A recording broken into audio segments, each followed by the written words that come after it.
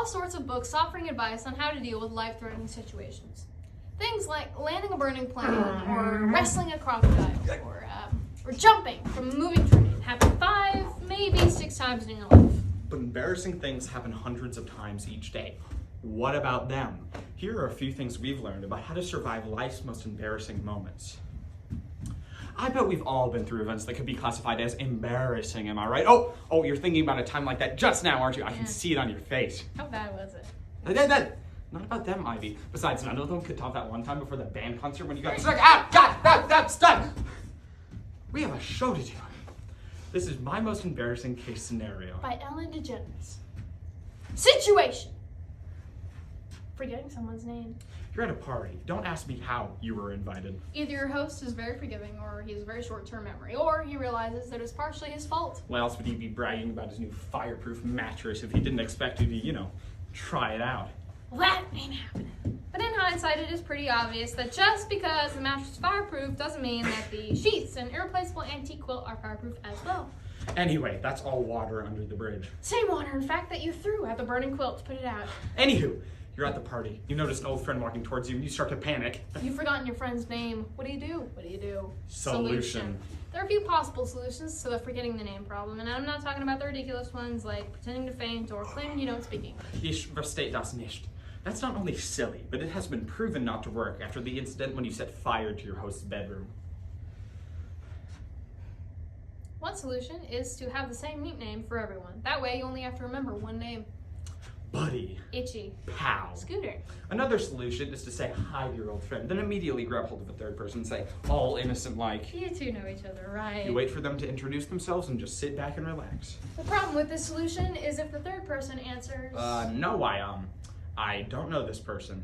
Now you find yourself in the doubly awkward position of having to introduce 2 people whose names you've forgotten. I mean, you can always just say, Scooter, this is Itchy Scooter. But chances are that isn't going to work. The best solution. Say to her, I'm sorry. Remind me how to pronounce your name again? Kathy. That's right. The emphasis is on the first syllable, not the second. I thought it was pronounced Kathai. Because, thanks for reminding me, my old friend. Problem solved. Situation. Losing yourself in the middle of a conversation. When our minds are deprived of stimulation, they tend to, wander. The mind craves interesting conversation. Which brings us back to the party and Kathai. Kathy, it turns out, is a bore. Which is probably why I forgot her name in the first place. She's been talking at you for a long time about this and that, and you've just drifted off. Roto-Rooter, that's the name when you flush your troubles down the drain. Roto-Rooter. I mean, you're kind of aware of her mouth moving, but you have no idea what she's saying. Then you hear the words. Inhaling mold spores. And just like that, you're back. You have no idea what the subject of the conversation is, and Kathy has just stopped talking. She's staring at you. Or slightly to the right because of her lazy eye. Expecting you to say something. What do you do? What do you do? Solution. The only proven way to get yourself out of this embarrassing situation is to say something about Gloria Estefan. Gloria Estefan? My grandparents listened to her. Didn't she do Come on Shake Your Body, Baby, Do That conga? I'm telling you, as long as you commit to it, she can fit into any conversation. Okay. Don't believe us? Here's proof.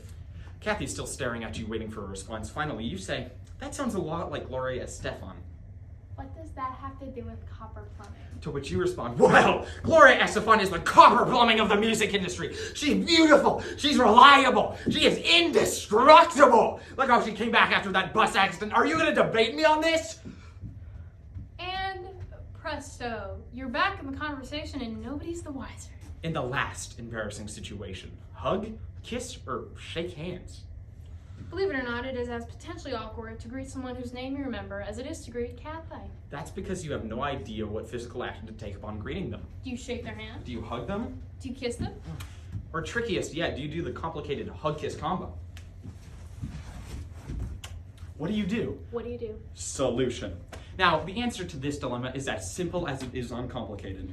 Let your friend make the first move and respond accordingly. What's important for this strategy to work is to adopt the right stance so that you're ready for whatever physical greeting is about to be laid upon you. I recommend legs, shoulder width apart, shoulder, leg width apart, arms outstretched with a little bit in the elbow just so you don't look like you're being crucified.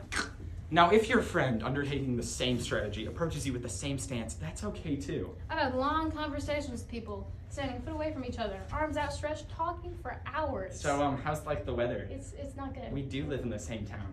Yeah, we do. Did we have this weekend? Yeah. It was like a speech. It was a speech tournament. Yeah. Yeah. And that's how to survive life's life's most embarrassing moments. Did we actually get a taste? Yeah! Did we actually? Yes! Woo! Yes!